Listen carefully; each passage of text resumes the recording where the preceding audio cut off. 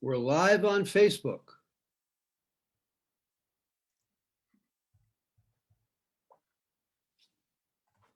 Good morning, everybody. This is Jeff Goldberg for the Sales Pro Network here on Facebook Live with another great interview on a Friday. It is Friday the 18th, a week before Christmas, 2 weeks before New Year's.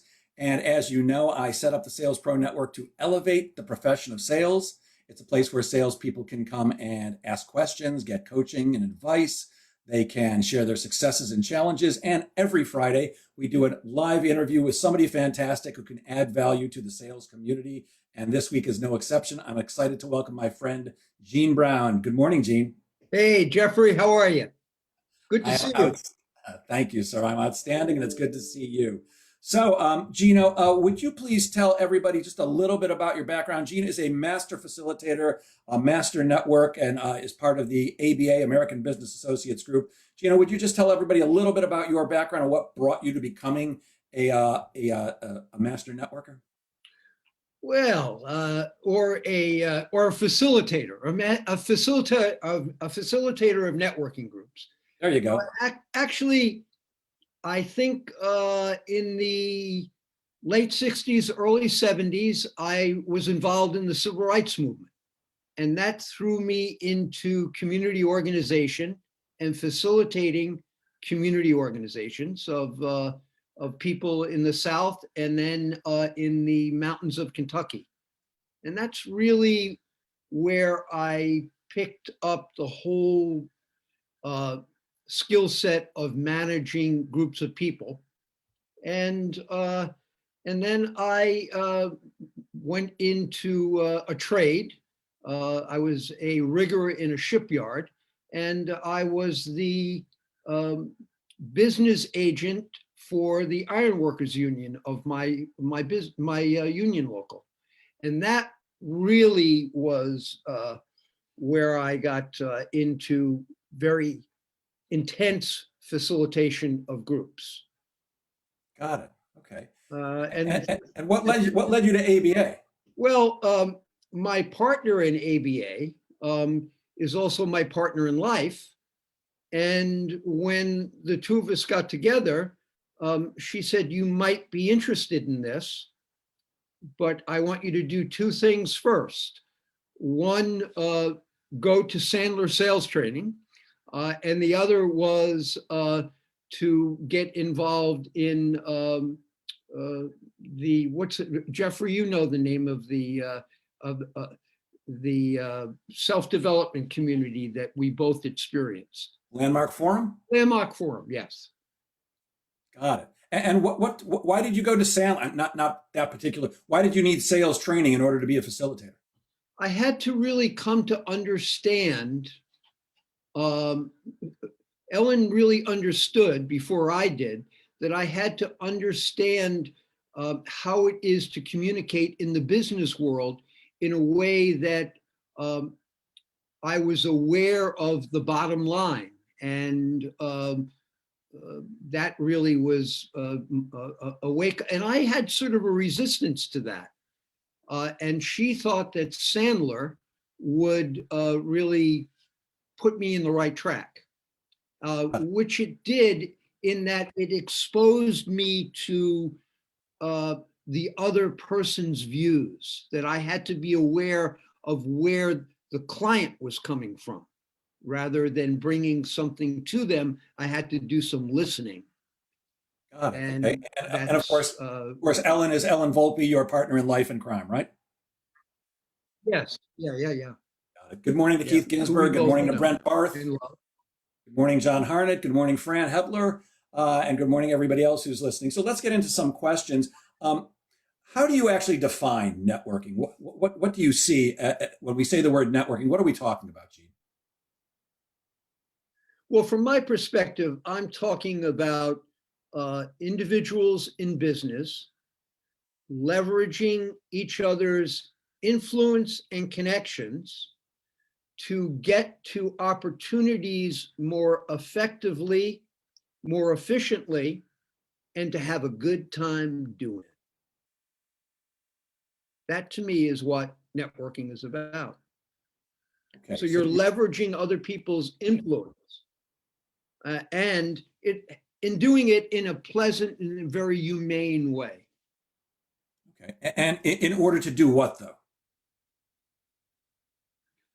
To close more business and to Everybody wants. do, and but not just to close more business, but also to do it in a way that is pleasant and humane. That is, you're relating to people in a way where you help them and they help you. And do you find that that's So it's excuse me, do you find that that's not the way most people do it? uh, yeah, I think that there's an approach to networking that can be transactional, and uh, if it becomes too transactional, it doesn't have that human quality that we need, that understanding of each other. And what seems to happen is that it has less life. By that I mean, when people come into my communities, the idea is that I want them to think about uh, that they're creating relationships that happen to be business relationships that will follow them through their career.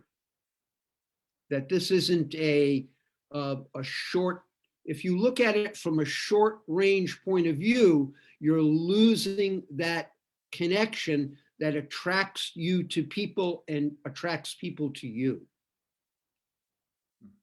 Okay. That So, makes sense? sure, of course. You always make sense to me, Gene. I'm not sure what that says about me, but you always make sense to me. Um, Many people I find seem to confuse networking with selling, and they try to sell in the group. I can't tell you how many times, not at your organization, which of course I belong to, ABA, but many times I'll be at an organization where people are introducing themselves with what we tend to call our brief commercial or elevator pitch, and they'll end it with this sentence, which is, and I'd love to do business with all of you. Now, that always makes me cringe. How do you feel about something like that? Should we be selling into the group too, or is it really meant for something else? It's really meant for something else. However, that can be a part of it. But if you lead with that, what it is that you immediately change the conversation into a transactional arrangement. Now, look, there's nothing wrong with that. If that's the angle you want to go with, then go with it. But know that it's inappropriate in a true networking situation. It really is inappropriate. It's perhaps inappropriate, it's not the right word. It's counterproductive. It sets the wrong scene, Yeah, the wrong dynamic between individuals. it's kind of salesy, and it's kind of like the salesperson that makes it all about them instead of making it about the prospect, and it almost takes away the generosity that is necessary, in my Yeah, less experienced opinion than yours, to be an effective networker. yeah, it's hard to put a finger on it, but it's totally out of context. The idea of a networking group is that we will help each other by making connections, and I demonstrate to you where my influence is, and then I say, well, where is your influence, and how can we help each other get to opportunities in a more effective and a more pleasant way. That's completely different with, I have a service or a solution, are you interested? Yeah, absolutely. So I mean, you've been doing this a long time, and you've seen both good and bad networkers. Can you talk a little bit about the qualities of the best networkers, the most effective networkers? You know, I've been around networking for 16 years now, and you see some people who are very generous, get lots of referrals, and others who just seem to complain that they never do. And there always seem to be a few things in common with both. But I'd love to hear from you with your expertise. What are the qualities an effective networker needs to have? Or in your observation, what do they have? Well, in bouncing off of what you just said, the word that came to my mind is generosity. If you lead with generosity, and then actually behind the generosity, is an understanding of, oh, this is what this person does. And let me think about how I might be able to help them. And with that thought process, then you lead with a generous question. Hey, would it make sense if I introduce you to a trust and estate attorney? Knowing that, yeah, it would make plenty of sense based on what I understand about the person and what that person just told me. So you're leading with a generosity. Now, one of the things that I think gets forgotten, and it's one of the things that people, it's a nuance that folks don't really connect with, is that there's another part to that generosity, and that would be to show them how they might help you. So a lot of folks will be very generous, and then they'll take the high moral ground and, well, I'm waiting. And that attitudinal headspace is it floats through the air, and it is recognized for what it is. Oh, he's that type of guy. So, first of all, good morning to Donald Levine. He says hello. So Hey, it's almost like we have to be generous with zero expectation of anything in return, even though we all pay our money and put in our time, and we do certainly hope to get something out of it. It's really about giving with no expectation of return. Does that sound right? yeah, it is. It does sound right.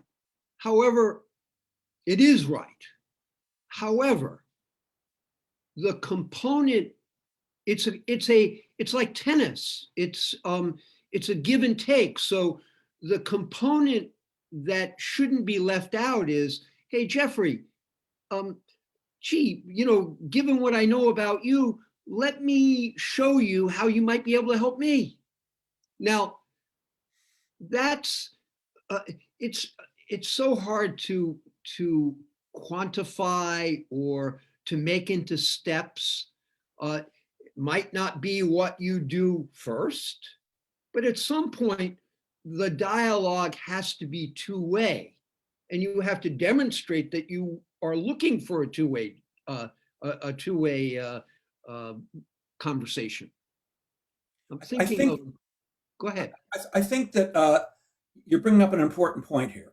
A lot of people, I think, are uncomfortable making that specific a request. Hey, I did something nice for you. Let me show you how you can help me too. I think that's an awkward conversation. I know for me that I believe in the law of reciprocity, that if I do something nice for you, you're going to tend to want to do something nice for me, but I'm not expecting it. But at some point, in I think all relationships, the possibility exists that you give, and you never get back. Now, my feeling and understanding about networking is there may be some people in your group or in your network that you can give to that can never give back to you. It's just never going to happen. That's true.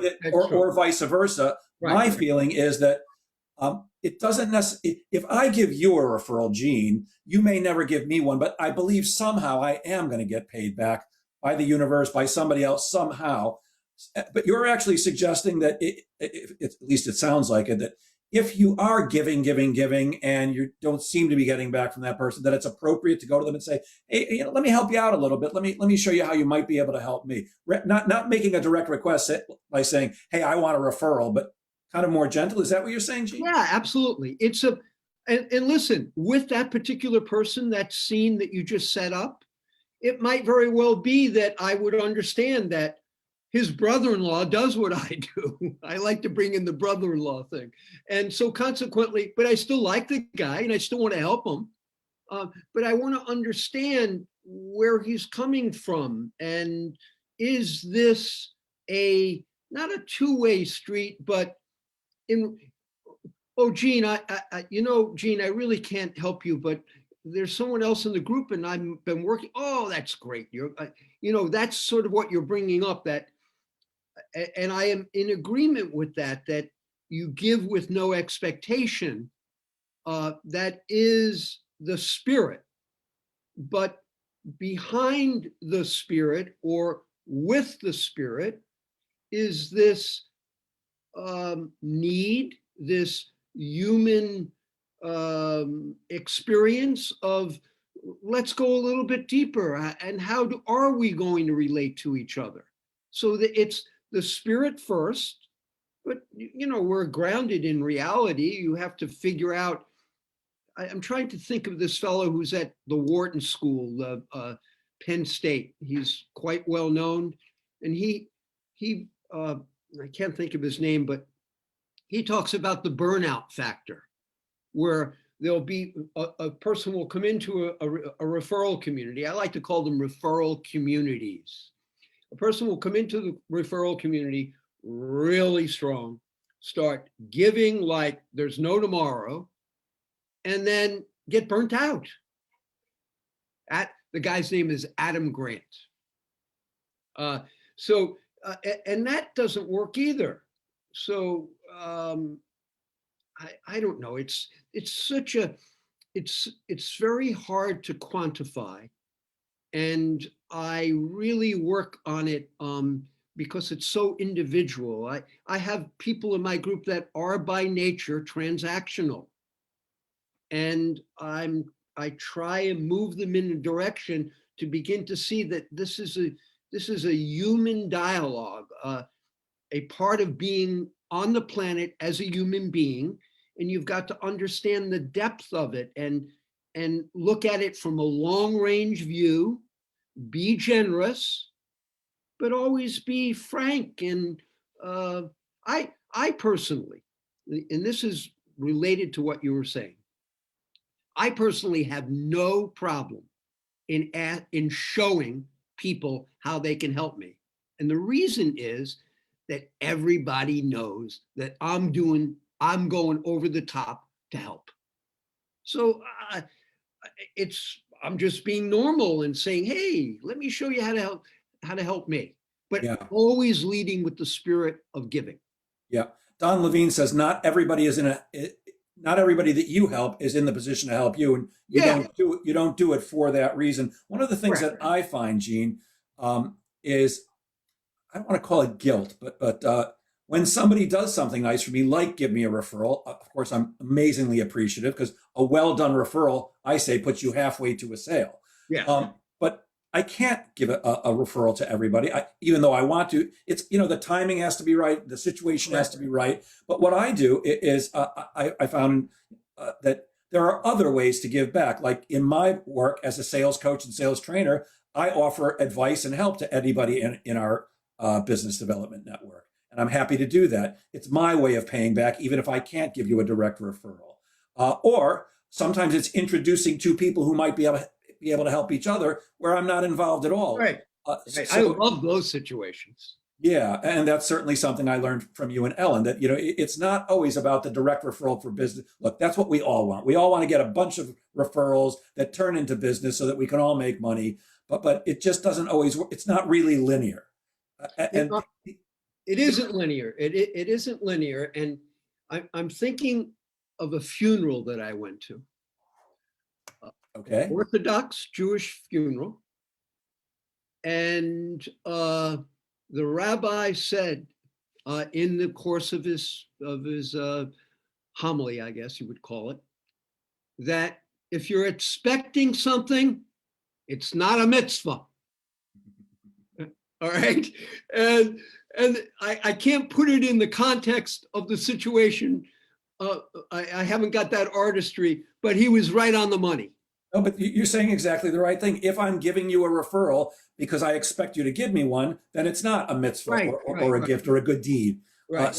So you really have to. It's almost like I talk about selling. That when I always point to my gut when I'm doing that. You can't see this on Zoom, but your come from should be service. How can I serve you? Right. How can I help you? And it should be the same thing in networking. You said something else interesting a moment ago, and I'd like to question you about that. You talked about I forgot the example you gave, but would you like to meet a financial advisor? Would you like me to introduce you? My personal belief is I typically don't ask people. I just make the introduction. Oh.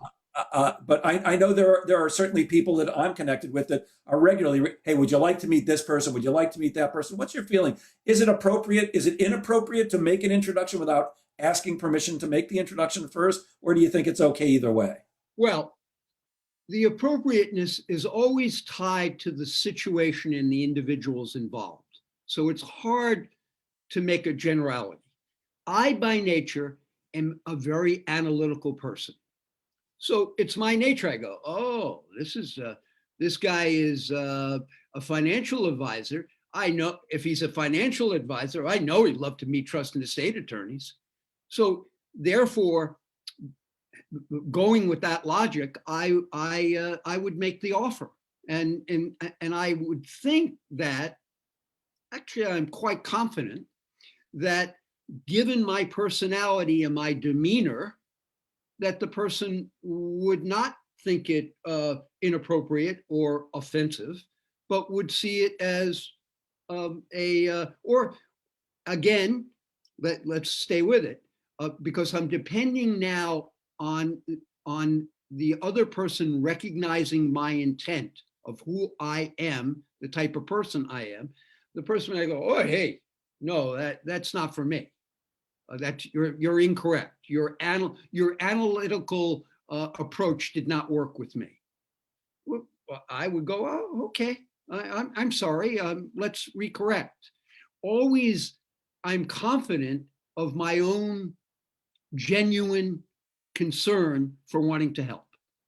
Yeah, I get that, but my question is more about: do you think it's inappropriate to make the introduction?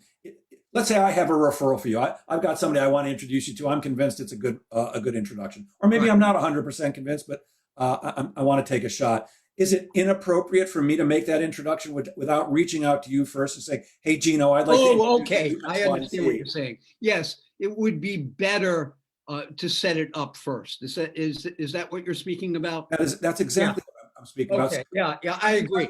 I can tell you from this is maybe it's a personality thing or an individual thing, but I know that there's a gentleman who joined the group I'm in fairly recently. I actually introduced him to the group, and he regularly reaches out to me.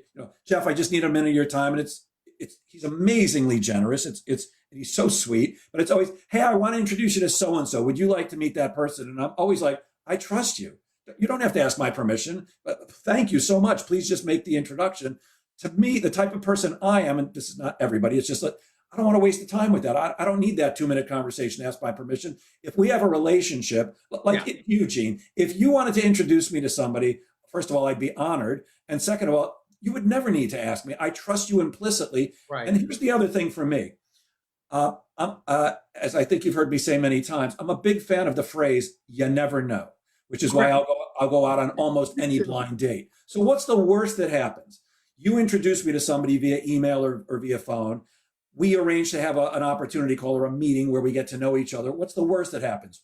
Didn't turn into anything? Right. Well, but the other side is there's so much possibility in that meeting that you as the introducer couldn't possibly even know, and me as the recipient couldn't possibly know. So I always say, take the chance.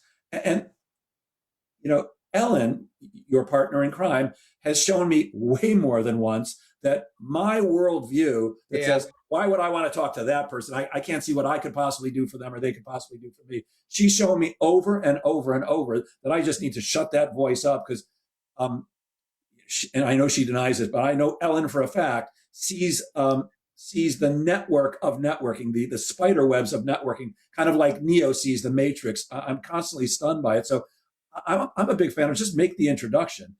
So I want to ask you one more time to be clear. Is it inappropriate to do it that way, or is it that just personal taste? Um, it's just personal. It's really interesting. You bring up a good point. I was recently talking with, and I'll get specific. Hey, we're all business people on this call, so you'll understand. I was talking with a guy that I really respect, a architect, and he really is very interested in. His movement is if you're going to his headspace is if you're going to introduce me, please no more office interior people. I, I'm up to here with office interior people, and I really would just like referrals to qualified prospects. Okay, so now here's something that I've observed, and I've been doing this for 22 years. What's happened is that the digital world has turned up the dial so that we really can't, as human beings, respond to the amount of information that is coming in. And so consequently, this gentleman is making the statement, look, I'm overwhelmed. I can't take another interior furniture person. Please, I can't do it anymore. I understand that. Yeah, see, I personally see that as short-sighted. Look, everybody has to do what's right for them, but I think the thinking would be, I'm an architect, I'm already connected to 5 or whatever the number is, interior design people. I can't refer business to any more of them, but they might be able to refer business to you, or you might be able to introduce them to somebody else. Good morning to Rich Isaac, who says, I completely agree, Jeff, you never know. And Gene, it's so good to see you. I guess he probably needs to hi, Rich. Fix his glasses. Can we talk a little bit about the opposite direction? What are some common networking mistakes that people make? Oh gosh, I think the most common is the confusion between a transactional spirit and a generous spirit. I would say that that is without a doubt, the biggest faux pas. I mean, here's the deal. We can analyze until the cows come home, but in the end, we're all responding to each other in terms of the spirit that is conveyed. And so that spirit is what leads the conversation. And if the spirit is out of whack in terms of, hey, how do you think we can work together and help each other? And the spirit is more, hey, what are you and I going to do together, and how can you help me, and how can I help you? Now, I just painted 2 different pictures with words, but doesn't really cover what spirit is. And that's why it's so difficult to have this conversation, or for 22 years, I've been trying to work with people about networking, and I have to, at some point, a person has to realize that they're leading with their spirit, not with their words, not with their action. The action is a measurement system after, but it's the spirit that catches people. That's what touches people. That's what sets their frame to listen to what you're saying. And I think that is really the most important aspect. If you want a referral community to work well for you, you have to recognize that reality. So it sounded to me. Answer your question? Well, yeah, it sounded to me like you actually said the same exact words twice, but you just had a different tone of voice. But I get what you mean with spirit. I think that one of the mistakes that I've seen, besides the obvious one that we talked about before, and I'd love to do business with all of you. Another mistake I think I've seen over the years is that people don't want to put in the time, or they don't expect to have to put in the time. You pay your money, you come to a meeting every 2 weeks or once a week or once a month, depending on the group that you're in. And it's like, where the hell are my referrals? Except it takes more. I know for me, and Rich says it's the spirit that touches people. Brilliant, Gene. For me, it's a matter of developing a relationship of trust. I've been bawled out by my coach for saying this more than once, but my feeling is, and I think this is as opposed to the way most people network. I think most people network like, hey, Gene, I'm going to make an introduction for you. Please don't make me look bad. I go in the opposite direction. I expect if I make an introduction for you that you better make me look good. I expect when I introduce Gene Brown to someone that I get a call from that person saying, wow, thank you so much for that introduction. Gene is fantastic. And I can only do that because I know you, Gene. And I know I can trust you implicitly that you would not do or say anything that would damage my relationship, because who am I going to introduce you to? I'm going to introduce you to my clients and my prospects. And after my kids and my dog, it's about the most valuable property I have, and my integrity. Maybe kids, dog integrity, dog, kids, integrity, dog integrity. No, I like them all three. But it's really my clients and my prospects. That's how I feed my children. So I need to protect that relationship. Unless I've developed a relationship of complete trust with you, I'm not comfortable making those introductions. I think, and I'd like to hear your opinion, too often people join a group and it's like, I've been here 3 weeks. Where's my leads? What's going on? And they're not putting in the time. They're not having what we call an ABA opportunity calls, or what BNI calls one-on-ones, because I think that's where it really gets done. Can you speak to that a little bit, Gene? Well, that's interesting that you would bring that up, because I refer back to what I was saying moments ago, and that is 22 years ago when I first, I guess the first person that I met in sales training was Richard Isaac. Okay. Lucky you. 22 years ago, it was a different heat under the kettle. And what's happened is that with the digital world, everything is turned up. And so everyone feels, hey, look, I've been here. I paid for this thing. I've been here 3 months. I've gotten zilch. What's up? And I understand that. And it's one of the distinctions between Ellen and I, because I try and bring that into the picture in understanding that the openness has to balance with the reality of our lives nowadays. And people are so driven. We are all driven. The quality of my life between now and 20 years ago is completely different. It's just so high powered because of this tool we have, this computer tool that we have.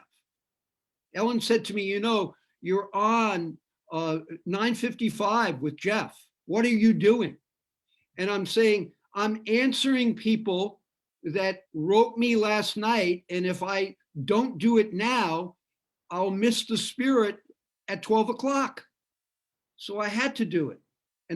And that is the reality that we're dealing with. And my feeling is, face that reality and try it, build it into the conversation.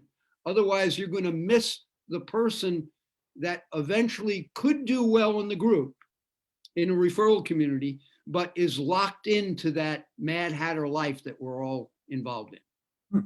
So you brought up the digital a couple of times, and we're certainly living in an amazingly digital world right now due to COVID. And there have been some major shifts in everybody's networking.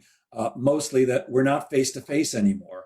How do you see that affecting the nature of business development in a networking organization? And is there anything that people need to be aware of now until we get back to normal, whatever that is, until we get back to being able to be face-to-face, hopefully sometimes in the next 6 to 12 months, I'm hoping. But is there anything people need to be aware of in order to maximize the effectiveness of their networking efforts during this particular time where everything is virtual?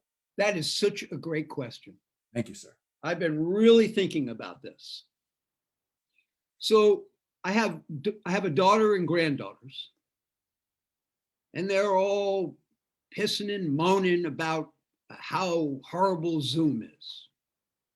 And don't I find it horrible? And quite frankly, I don't distinguish between the conversation that you and I are having right now, whether or not I would be in flesh and blood with you or not. In fact, I find that when I think about it, I go, oh my God, I really like this person, but I realize that I never really met them except on Zoom. And yet we communicate very well. So in answer to your question, I, okay, the answer to the question is don't multitask when you're on Zoom. Be, as what's his name said 30, 40 years ago, 50 years ago, be here now. Be here now. Be present. Be present. Yeah, I could not agree with you more. In fact, I recently, had this discussion with Ellen. It's always pretty amazing to me. You get on a Zoom meeting with 20, 30, 40 other people. Lou Comey just said the same thing, be present. And everybody's waiting for their turn to speak. Yeah. I know certainly I am. And Ellen is very generous in giving me plenty of time to speak, but everybody wants to make their introduction and everybody wants to be listened to when they're making their introduction or when they're speaking. And I'm always stunned. That's the amazing thing about Zoom. You've made your introduction. Now somebody else is speaking. You're watching people and you can tell they're looking at their phones or they're doing something else. And to me, it really takes away from the experience. And by the way, it's the same thing in person. Look, in a 2-hour meeting, which is what we do at ABA, I'll look at my phone occasionally just to see if anything's crucial. But for the most part, that be here now, that be present, be mindful, and be courteous and be generous with other people is so important. Because if you're not, I say that's damaging the relationship that you absolutely so badly need in order to make those referrals and do all the things that you want a business development group to do for you. Yeah, I'm thinking of if I'm a facilitator in a live meeting and someone gets up to leave the meeting, I'm noticing, are they grabbing their briefcase and their coat and telling me they're going to the bathroom? Because I know that they're splitting. Now, and so consequently, there's a bit of a control that I have as a facilitator. Oh, I'm going to have to get up in front of Gino and book out of this meeting. And he's not going to like that.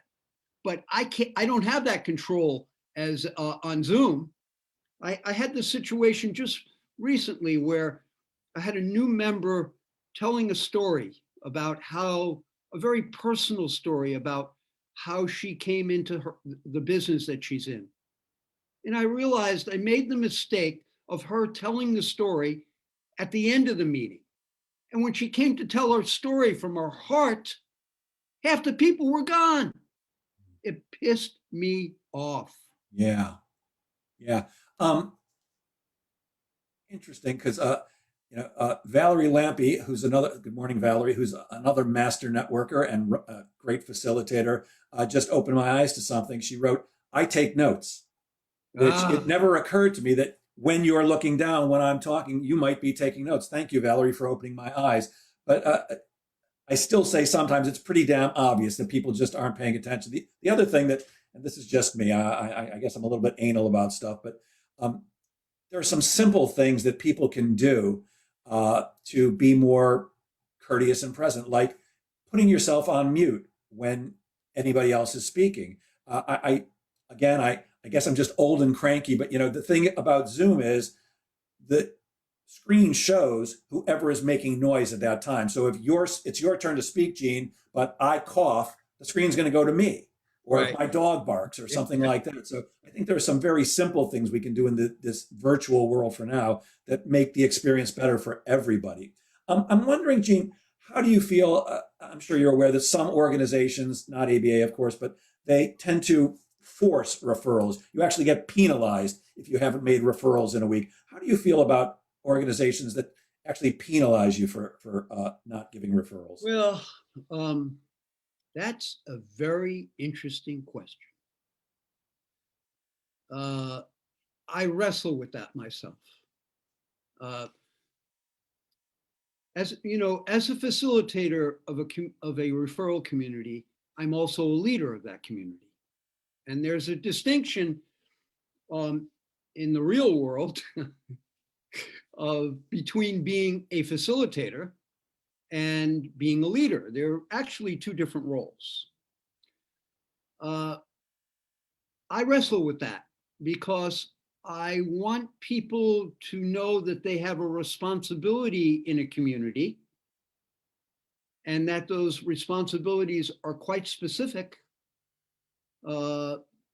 And I take it upon myself as the facilitator and the leader to remind people of those responsibilities, but I don't think it works to harshly legislate them.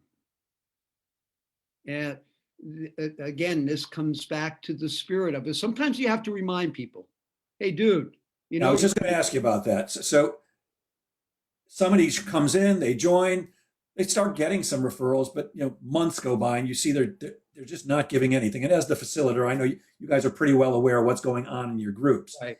How long do you let somebody go, or do you just let them go forever? As long as they're paying their membership dues, do you just let them go forever if they're not being generous, or is there some point where you have to have a conversation?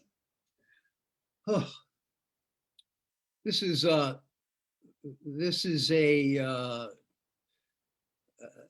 very we wrestle with this. We're a fee-based organization. People are paying us on a monthly basis. Here's what I do. I watch, I listen, I watch. Hey, you've been coming 3 months. Now you're telling me you're not getting anything, but you really haven't given anything. Do you think this is the right group for you? Because listen, the other people in the group, they go, hey, this guy is, I don't know, maybe he's a key person. He's a M&A attorney.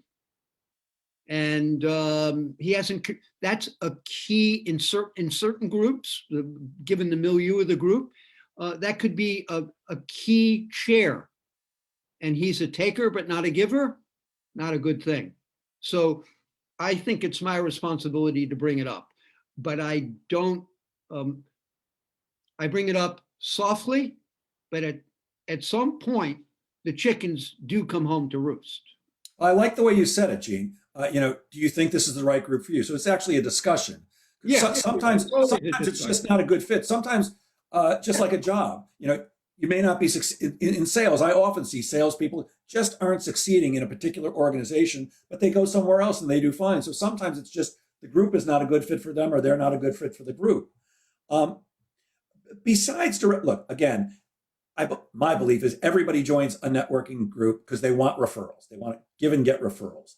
But besides direct referrals, what other benefits do you see a good networking organization offering its members? So from my perspective, I like to sow the seed to look upon the community as a milieu where you will establish relationships that will follow you through your career in this particular marketplace. So when I say that, people go, whoa, what are you talking about? I mean, they sort of, there are a lot of different networking groups, and that's not something that people normally hear. They figure, hey, I've joined the group, I'm paying my dues, I'm showing up, I'm not married to this group, I can go at any time. I'm sowing the idea that really, okay, you're in a group, but that group is in a marketplace, and that marketplace for most people will be where they will spend their career. And so for them to take, hey, I show up now, I show up later, I come now, I come later, for them to take that laissez-faire approach doesn't really contribute to their influence in the marketplace.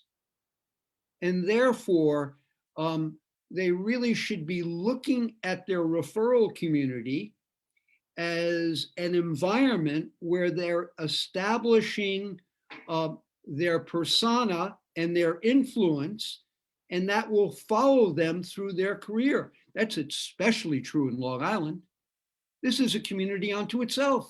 It's very incestuous here, absolutely. But I'm thinking more of, so if the number one reason that people join is I want referrals, I'm happy to give some, and I expect to get some. Yeah. But to me, I'll just say what it is for me. So in our group, I have a sense of actual community. You use the word community. And I think right now, especially because we're not getting together, we're not going on sales calls in person for the most part, we're not meeting in person. I actually very much look forward to these meetings because I hate to use an overused term, but for me, the group that I'm in feels like family. It feels like home, even though we have guests coming in and some people have been there longer and some people less, but it feels like I'm hanging out with family, and that feels really good to me. I also find that it's an incredibly valuable source of business intelligence.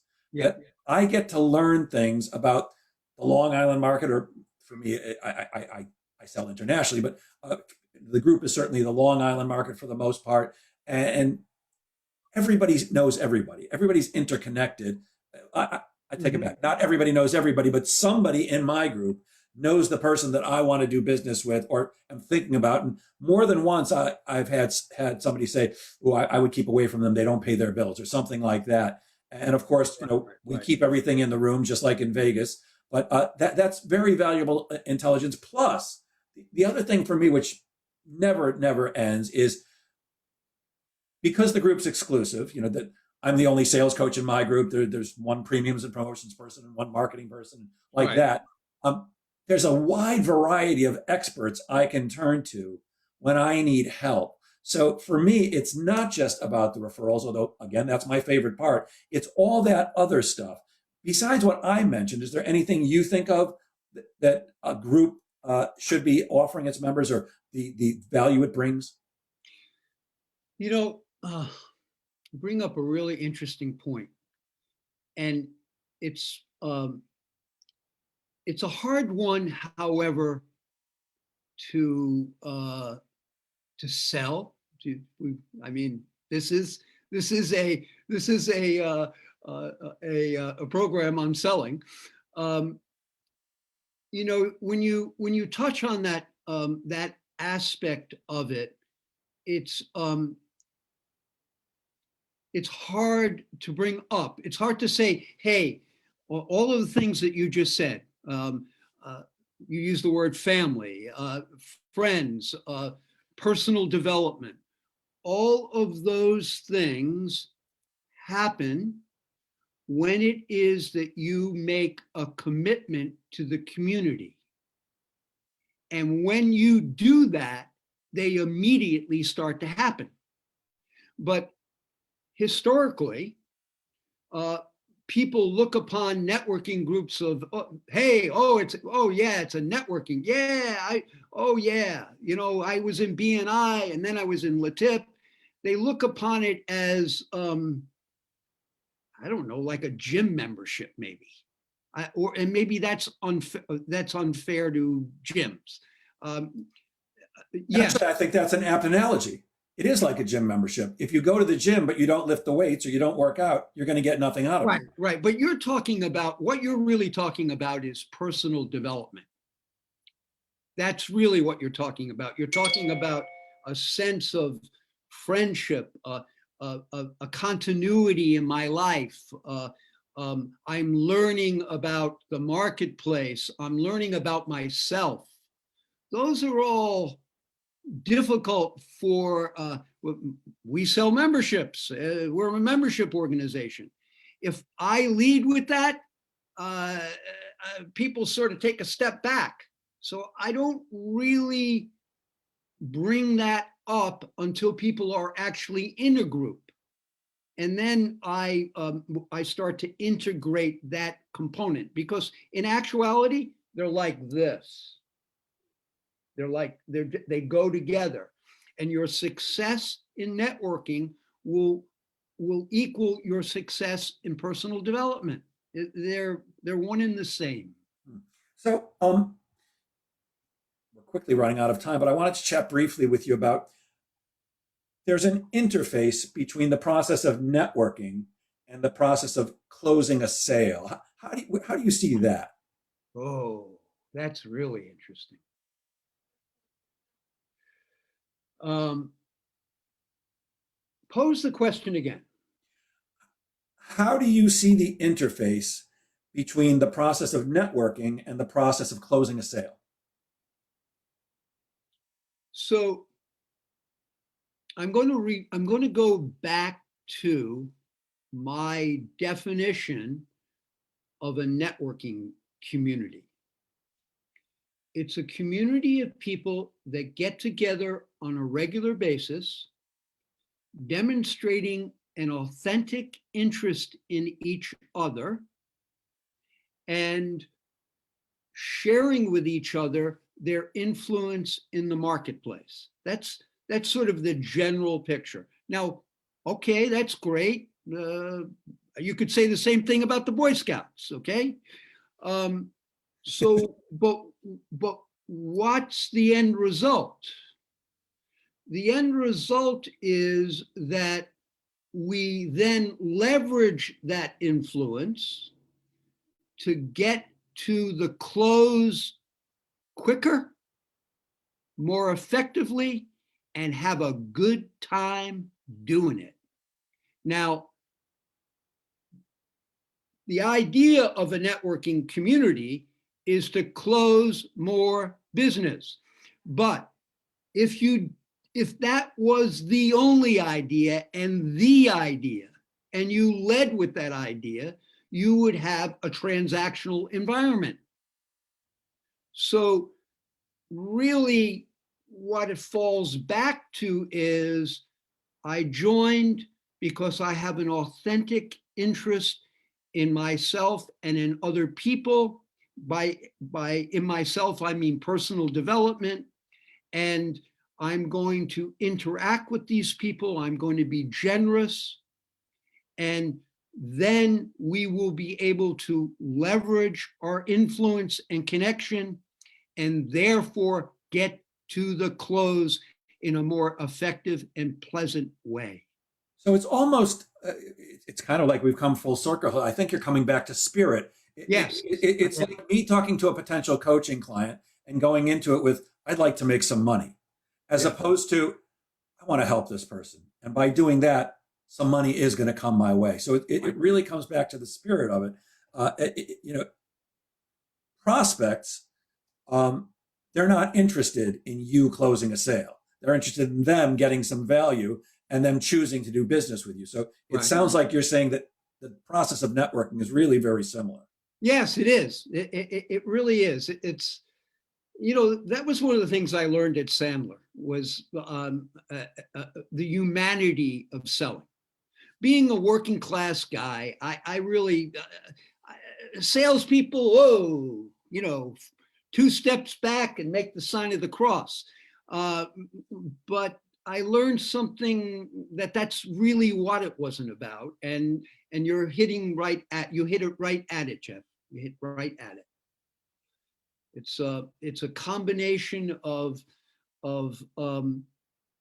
sincere generosity and wanting to help, knowing that when you do that, you're actually building power within yourself. But the power can't be the end game, because then it wouldn't work. And it's so difficult to explain.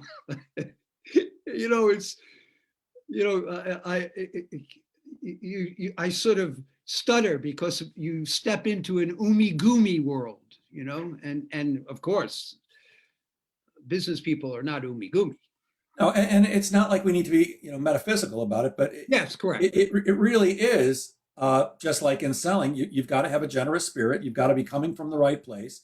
That prospects, when you're selling a product or service, I say, can smell commission breath. They can smell need or greed like dogs smell fear. And I think we've all run into what I like to call sharks in the networking world, where you can just tell. You can just tell they're looking at you and they're thinking, what can I get from this person? So it really is that more generous spirit, and you used that word beautifully before, that will help you enhance these relationships that you want so that you can get the referrals and all the other stuff. I have one last question before we close, and I'm pretty sure I know the answer to this one, but I thought I'd throw it at you anyways, just to put you on the spot. Given that most people do join a networking or business development organization to get referrals, if somebody's doing their job properly in a referral network, how many referrals a year can they expect to get? They should be getting referrals if they're behaving in the manner that we've discussed. They should be getting more referrals than they can count. That's really how it should be working. And if it isn't, then my question to the person who says that it isn't, okay, well, let's examine your behavior and spirit. The problem might not be with the environment, but it might be with the attitude that you bring into the environment. Maybe it's not the right thing for you. I like the way you expressed that. There was a LinkedIn post that I responded to earlier, and the young lady was talking about how at the age of 15, she finally realized well, finally, that's actually a young age to do this, but she realized that if she wanted to succeed in life, she was going to have to accept responsibility. That up until then, everything was blame. Mom this and my dad this, or all that. And it's really about accepting responsibility and taking a look at, if I'm not getting out of my networking organization the things that I expect to, the first place to do is, before you start looking at, well, this networking group sucks, it's, what am I doing? Who am I in the matter? What's my come from? Right. Is that right, Gene? Yeah. And now look, there might be a legit criticism. You might be a lawyer locked in a group of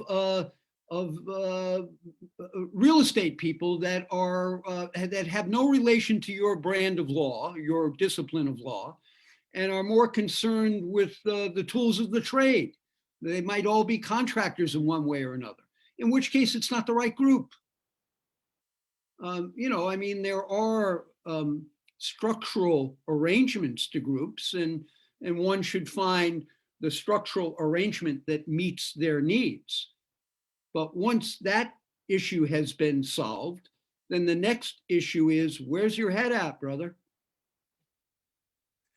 That's a good one to end on. Where's your head at, brother? So, Gene, I'm going to share my screen now. And would you please tell people, if they're interested in ABA or speaking with you, how can they get in touch with you?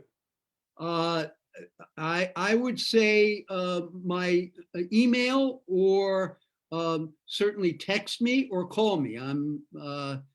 I always love to meet new people. I really do. I like to meet new people, and I like to explore where people are at in the marketplace. I'm a lifelong learner, so I welcome the opportunity to have a sincere conversation. An authentic conversation would be a better word. I'm not quite sure that you have anything other than that, Gene, knowing you as long as I do. And I can't tell you how much I appreciate your time today, and you're generously sharing your knowledge and advice about how we can all increase our skills in networking. Any one last tip for 2021 on what people should be doing? You're the last interview of the year, my friend. Yes. I say good luck to all of us. I just wrote an email today that I have the feeling that that our species might have gone beyond we might have gone beyond we're too big for our britches. There's something wrong here, and we need to correct. That's my feeling. And be positive and be generous. That's probably the best advice anyone could have. I like that message very much. And Sales Pro Network, thank you for a wonderful year. I appreciate everybody who's showing up for these interviews, and everybody who watches them afterwards, and everybody who participates. If you're looking to give me a gift, please introduce 2 other people to the Sales Pro Network so that we can grow this thing. Let's double and triple and quadruple it in the next year. We won't have any more. Next week will be I think the day after Christmas, and there's New Year's. So I think the first one is either the week after that. Anyways, keep an eye on the Sales Pro Network on Facebook, and I'll certainly remind you when the next ones are. I'm looking forward to a phenomenal year. Personally, I'll just share with you that I'm very, very optimistic about the business outlook for the year. Me too. I certainly could not say that earlier this year, although, knock on wood, my business has done well. I've pivoted, and I'm holding my own. But I know a lot of people have been suffering. But I really do see with this vaccine coming out, if we can get enough people taking it, I think there's a very positive outlook. So please, if I can do anything for anyone, reach out to me through Facebook. You can email me at jeff@jgsalespro.com, or my phone is 516-608-4136. And I just thank you all for your participation. And thank you again, Gene. I really appreciate it. Thank you, folks. I really appreciate it. And Jeff, thanks a lot, man. Thanks for the interview. I really enjoyed it. My pleasure, brother. And thank you for your years of friendship and many, many more for us. And as I end all of these, remember, guys, sales is a game of making things happen. So get out there and make sales happen. Merry Christmas to those of you who celebrate, and a very happy New Year to us all. Yes. Bye, Good everyone. luck to all of us.